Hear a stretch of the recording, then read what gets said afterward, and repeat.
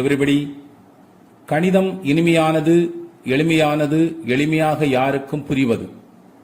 இன்று மாணவர்களிடமும் ஏனையோர்களிடமும் புரியாமல் இருப்பது புரிதல் மற்றும் தெளிவு இல்லாமையே. இன்றைய பதிவில் முழுக்களின் கூட்டல் கணக்கினை பார்ப்போம்.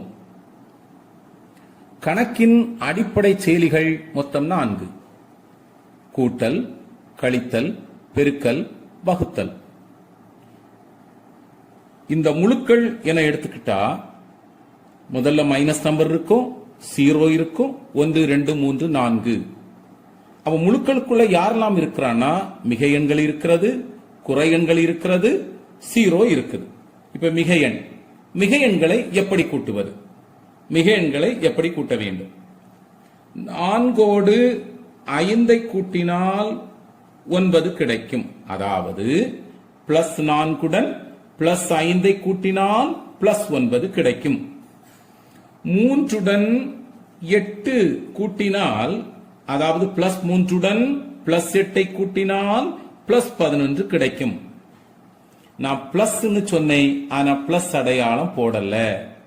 அப்ப பிளஸ் நம்பருக்கு பிளஸ் அடையாளம் போடாமல் இருந்தாலும் சரிதான். குறை முழுக்கள், குறைன்னு எடுத்துக்கிட்டா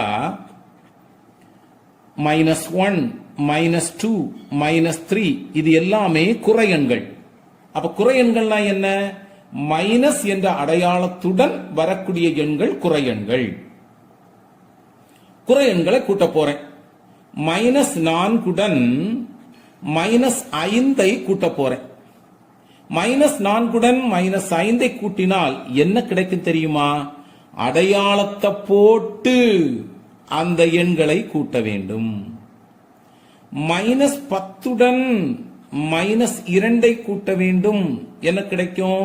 அடையாளத்தை போட்டு எண்களை கூட்ட வேண்டும். இந்த 2 மிகை எண்கள், குறை எண்கள் கூட்டுறது எப்படி? ஒரே அடையாளம் கொண்ட எண்கள், சேம் சைன் நம்பர்ஸ் ஆட் பண்ணும் பொழுது அந்த சைனை போட்டு நம்பரை ஆட் பண்ணணும். அப்ப பிளஸ் எண்களை கூட்டும் பொழுது பிளஸ் அடையாளத்தை போட்டு எண்களை கூட்ட வேண்டும்.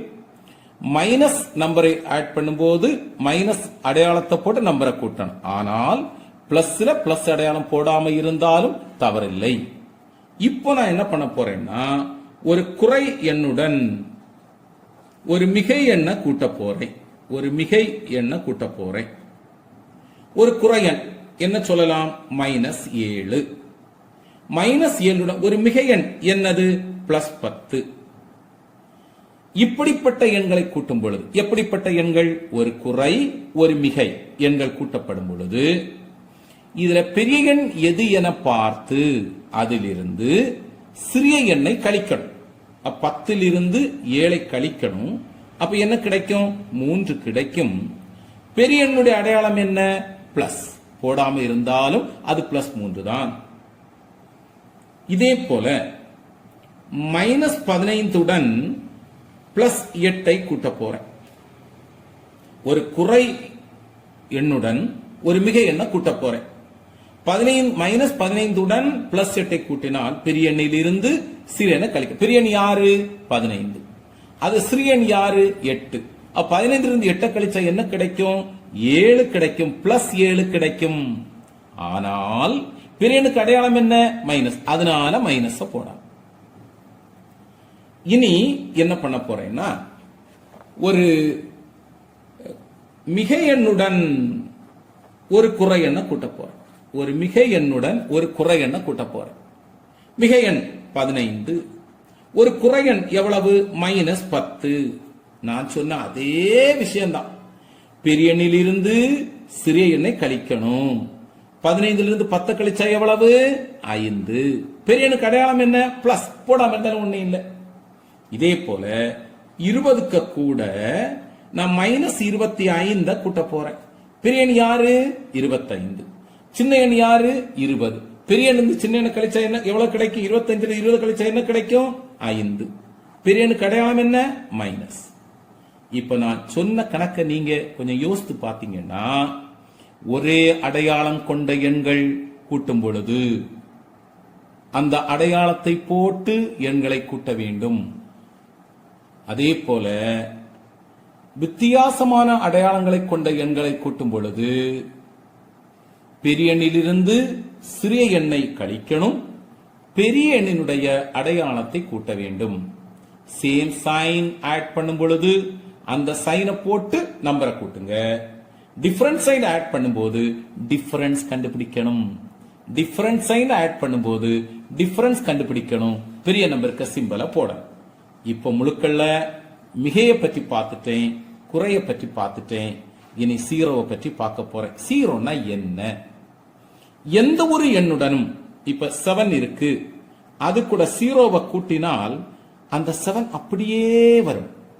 8க்கு கூட ஜீரோவை கூட்டினா அந்த 8 அப்படியே வருது. பாத்தீங்களா? அப்ப என்ன அர்த்தம்? ஜீரோ என்பது டம்மி. அந்த டம்மினா என்ன அர்த்தம்? ஐடென்டிட்டி. ஐடென்டிட்டியை தான் நான் உங்களுக்கு டம்மின்னு சொன்னேன். அப்ப ஜீரோ எல்லா இடத்துலயும் ஐடென்டிட்டியா? இல்ல இல்ல, கூட்டலுக்கு மட்டும்தான் ஐடென்டிட்டி. யார் கூட்டலுக்கு ஐடென்டிட்டி? எந்த ஒரு எண்ணுடனும் ஜீரோவை கூட்டும் பொழுது அந்த எண்ணை மாறாமல் அப்படியே கொடுக்கும் என்பதால் ஜீரோவை கூட்டலின் சமனின்னு சொல்றோம், அடிக்டிவ் ஐடென்டிட்டின்னு சொல்றோம். அப்ப ஜீரோவை என்ன சொல்றோம்? Addictive identity. Zero addictive identity கூட்டலின் சமனி என்று சொல்றோம்.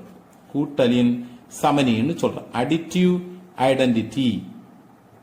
ஜீரோ அடிக்டிவ் ஐடென்டிட்டி கூட்டலின் சமனி என்று சொல்றோம். இப்ப நான் கொஞ்சம் எக்ஸசைஸ் கணக்கு உங்களுக்கு தரப்போறேன். கொஞ்சம் எக்ஸசைஸ் கணக்கு. எக்ஸசைஸ் நீங்க நான் படிச்சதுல இருந்து கொஞ்சம் நீங்க பண்ணி பாருங்க. எக்ஸசைஸ் கணக்கு கொஞ்சம் செய்து பாருங்க.